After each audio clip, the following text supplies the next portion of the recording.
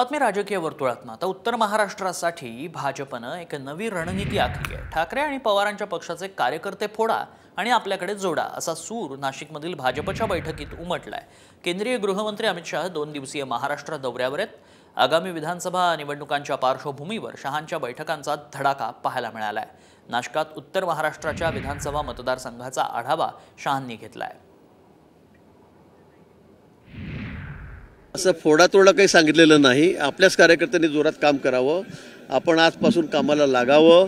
एक एक मत महत्त्वाचं आहे। प्रत्येक मतदाराशी संपर्क साधा। आपल्या अनेक योजना देश पातळीवरच्या आहेत, राज्य पातळीवरच्या आहेत, त्या लोकांपर्यंत नेऊन पोहोचवा, एवढंच त्यांनी सांगितलेलं आहे। जागा वाटपामध्ये भारतीय जनता पार्टी आणि मित्र पक्षामध्ये कुठल्याही प्रकारचा वाद नाहीये, त्यामुळे लवकरच जागा वाटपाचा विषय संपेल आणि उमेदवारी जाहीर।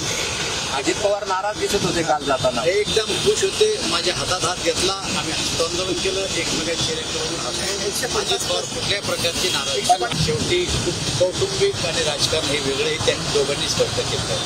जवळीकता म्हणजे कुठल्या कार्यक्रमाला जाणं म्हणजे जवळीकता वाढणं नाही।